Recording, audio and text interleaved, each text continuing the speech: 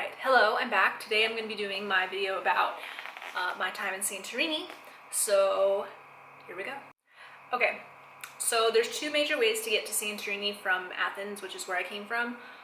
Either flying or there's also a boat. The boat takes about 5 to 6 hours, and I didn't do the boat, so I don't really have any specific information on it. But the flight was perfectly fine. It takes like 45 minutes-ish. So it's really fast and, you know, no issues, so I'd recommend the flight. You can see all the islands and stuff and you have a really good view of everything, so, you know, if you have a lot of time, maybe the boat. If you don't have a lot of time, maybe the flight. That's all I gotta say about that.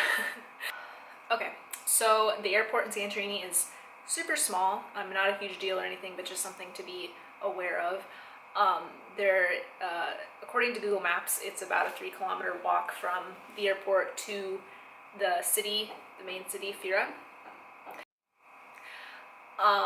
However, I would not recommend doing that walk. I tried to do it because I wanted to save a couple of euros, and while there is technically a path, it wasn't like usable. There was like a bunch of like tumbleweeds and like brush and like vines and bushes and crap all over the path.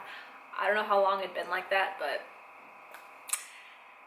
it made for, you know, a good way to start the trip. I actually fell and I like banged my finger up and it was like swelling. It was very, very dramatic. So just pay like the 2 euros and take the bus. I mean, it was an adventure and it was interesting, and it took me through this weird, like, I don't know, field or something. But, you know, just, this is one instance I would say just take the bus, unless for some reason they cleared it up recently, but that's all I gotta say about that. And speaking of the bus, the main bus line that goes all over Santorini is called KTEL. It's based in Fira, and it goes all over the place. I only took it to Ia, which is like the main Santorini area, and then the Red Beach. At most, I believe it costs 3 euros to go from place to place, which isn't bad at all. And it runs fairly frequently, even in January, which is when I was there. In the summer, I know they amp it up and they run even more. I think in January it was like once every like half hour, hour maybe, but it was still, you know, plenty. So just ride the bus. I know in the summer a lot of people like to rent ATVs and stuff there. Like, I didn't see hardly anyone doing that in January, so I don't know, I really don't have a lot to say about that, but yeah. just ride the bus. It's cheap and easy. I stayed at this place called Villa Manos. It was wonderful. A lot of the complaints that I heard before I booked it was that it was kind of far from everything, which is definitely not the case. I mean, maybe if you like absolutely hate walking or something, it is, but it's about a 20-minute walk to Fira and the main bus station that takes you everywhere.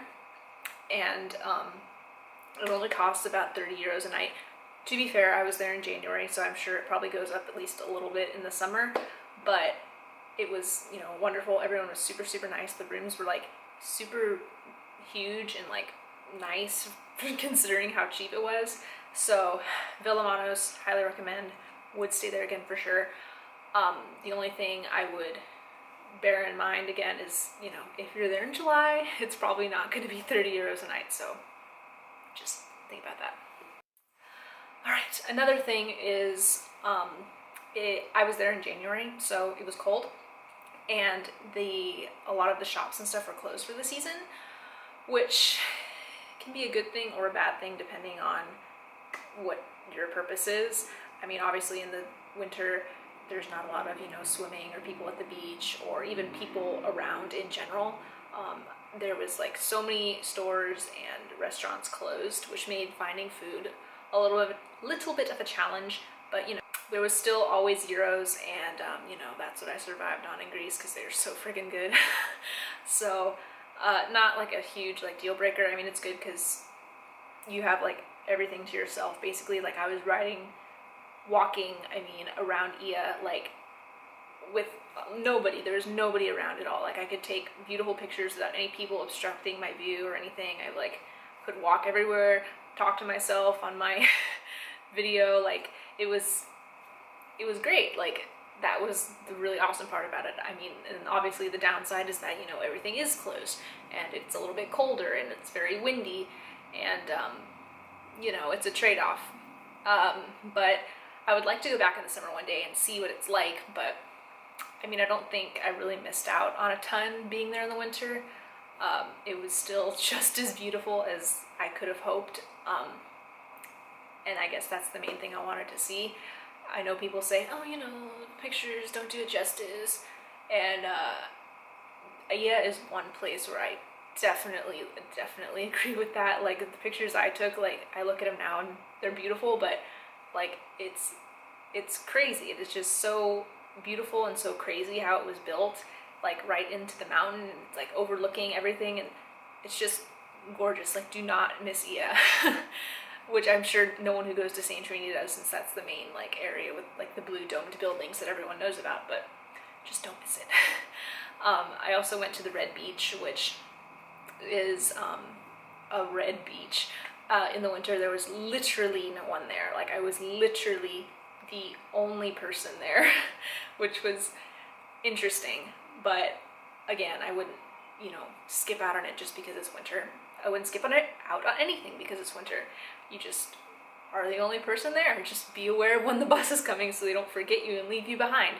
But yeah, it was wonderful. And then obviously I did go to Fira too, which like I said is about a 20-minute walk from the hotel I was staying at. And Fira was the most bustling, I guess, open, full of people area that I went, even more than Ia, surprisingly. So yeah. Alright, and I spent a total of about 2.5 to 3 days there, which I felt was pretty good. I could have spent, you know, a little more time probably, but I felt it was sufficient to like see all the main sites, so so I would recommend about that much time. And like in Athens and like anywhere in Greece, they speak Greek as their main language, but the vast majority of people also speak English, so I mean it'd be helpful to know like the basics, like please, thank you, and stuff like that, but I wouldn't, you know, freak out. It's a huge tourist place, so obviously a lot of people are going to cater to tourists, so wouldn't worry about that. And very, very safe for female travelers, or any travelers by themselves, I feel. I don't think anyone would go to Santorini and be fearful of it being unsafe, but just thought I'd throw that in there. So yeah, that's a brief synopsis of Santorini. Wonderful, wonderful place. So beautiful, so great. Highly recommend. Would definitely go back there. So yeah, and I will be back next time with Lisbon. So